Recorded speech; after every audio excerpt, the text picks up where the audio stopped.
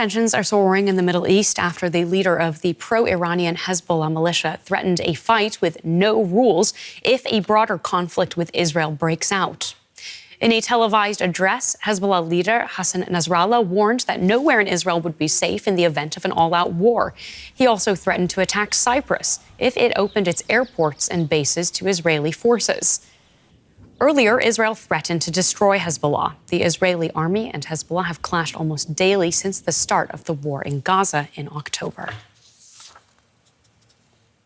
Let's get the very latest from our correspondent, Tania Krämer in Jerusalem. Tania, give us the very latest, if you can, from Israel. Well, we've seen such cross-border attacks actually since October 7, the terror attacks then, and they have escalated between Hezbollah and Israel in recent weeks now. They reached deeper, Hezbollah attacks have reached deeper inside Israel, but also Israeli attacks have reached deeper inside Lebanon. And then on Tuesday, Hezbollah has published a video footage that shows a 9 minutes long video that shows Haifa, the northern Israeli city, a major city there in the north, and showing sensitive sites such as the port, such as residential areas and other sites in very much detail of this city. And that is basically seen here as a message by Hezbollah: we can reach everywhere. And that is of great concern to Israelis that something like that could actually happen. And of course, rhetorics went up again after that. We heard the foreign minister, Israel Katz, saying the time is close to a decision, that there could be an all-out war. And now we heard, of course, Hassan Nasrallah also speaking from Lebanon, that Hezbollah could reach anywhere. Now, such rhetoric is not something new between Hezbollah and Israel, but it comes at this particular time. It's very much a very tense time here between Hezbollah and Israel. And of course, in Israel, adding to that, since October 7, tens of thousands of Israelis have been relocated from the border areas. There are simple ghost towns in northern Israel, and that's something Israel cannot live with for the long term. There have been diplomatic, of course, attempts. We had seen on Monday and Tuesday the U.S. envoy Amos Hochstein. He was in the region, Israel and in Lebanon, trying to diffuse the tensions. But also we've been hearing from Israeli officials they would be favoring a diplomatic solution. But at the same time, we've been hearing also very strong calls here in recent weeks that if such a diplomatic solution could not be reached, the only solution would be a military invasion or military solution to this problem. Tania Krämer with that update for us from Jerusalem. Thank you so much, as always. And let's get some analysis with military expert Marina Miron from King's College London. Marina, good to see you. Given these events of the past few days, how likely is a war between Israel and Hezbollah? Good evening.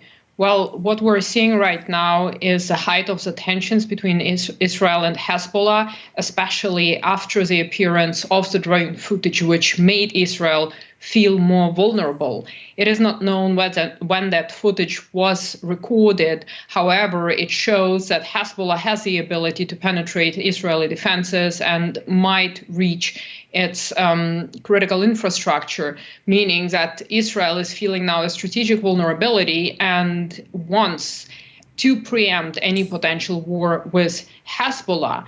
But is it a good time for Israel to commit to a new war and open a new front? Is questionable, and I think it will depend a lot on outside players who might try and help mediate some sort of agreement in order to avoid expanding this war towards Lebanon.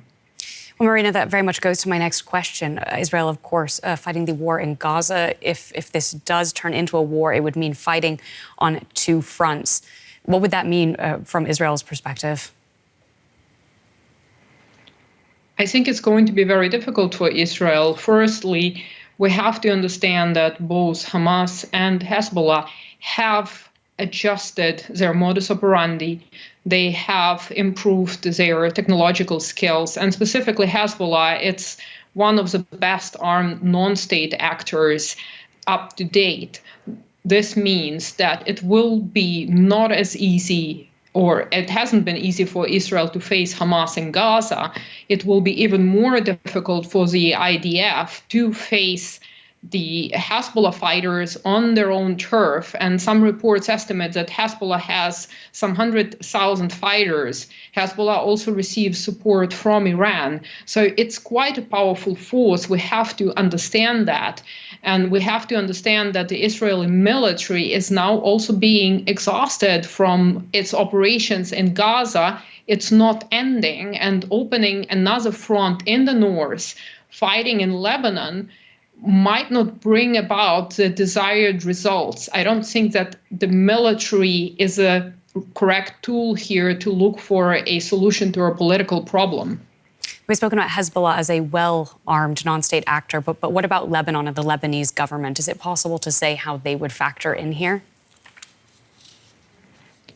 Well, it is possible that the Lebanese armed forces would provide some sort of support because they are at odds with Hezbollah, and they have been for many years, and the United States has been providing help to the Lebanese armed forces. However, I don't think that they can play a major role in this equation in terms of their military capabilities. Therefore, I don't think that we should count on the fact that the Israeli IDF will be closely coordinating their operations with the Lebanese armed forces. Marina, thank you as always. That is military expert at Marina, Miron. Let's get a view from Lebanon with Ronnie Chatah, host of the podcast, The Beirut Banyan, which deals with modern Lebanese history. A warm welcome to you. Hezbollah and Israel have been trading almost daily fire since October, as we've heard. How much do you fear that the situation could escalate now? And tell us a little bit about why. In my assessment, that this is cautious escalation from October 8 until today. Even with the bluster coming from both sides of the border, whether it's the Israeli foreign minister who threatens regularly to take Lebanon back to the Stone Age, or whether it's Hassan Nasrallah threatening Cyprus. In my opinion, I think this is still a measure of psychological warfare and escalation. But in terms of the tit-for-tat fighting that is happening at the moment, there is a military escalation that is reminiscent a bit of July 2006, but it has not degenerated to the point of all-out war. So tell us how strong Hezbollah is in Lebanon and who there is really in charge. That's actually a great question. Hezbollah is many things at once. First and foremost, it is Iran's shadow army based in Lebanon, and it is a guarantor of Iran's security interests in Lebanon and in the region. It is also a Lebanese political party with a Lebanese base, and it plays by Lebanese rules in terms of domestic politics, meaning it has concerns. And those concerns can be shared by other Lebanese parties. But its priorities at the moment, in terms of war, are to make sure Iran gets what it needs from this round of war. And the reason I'm taking the conversation directly to Iran is because, unlike Hezbollah, in terms of its earlier career in Lebanese history on the battlefield, Hezbollah is playing by rules that are probably best defined as cautious, pragmatic, and not seeking full-out war, which only proves one issue, which is that Iran, at the point of time right now, still does not want a regional war that includes Hezbollah. This is a group that has been a very, very carefully owned machine for the last 4 decades, and it is still the crown jewel of Iran's security needs. And I do not think Iran is willing to risk or expose Hezbollah to further danger. And do you think that would change should we see Israel launch a military operation against Hezbollah in southern Lebanon? If the Israelis were to consider crossing the blue line, which is the de facto border between Lebanon and Israel, it means that we are expecting a long-term war. But I do not think that means full-out war, meaning it is hard to imagine the Israelis reverting to 2006, when they bombed Lebanon relentlessly for 34 days, and that included infrastructure, institutions failed, and the Lebanese state paid an immense price. And I don't think the Israelis will ever seek something like 1982, when they laid siege to Beirut. In the summer of 1982, over 10,000 Lebanese were killed that summer as Ariel Sharon sought to dislodge Yasser Arafat from this country. It is very difficult to see that happening.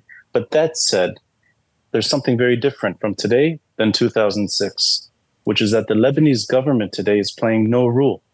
In 2006, there was a fledgling post-Syrian occupation government that was trying to reclaim a semblance of Lebanese sovereignty and actually negotiate with Hezbollah and bring them to UN Security Council Resolution 1701.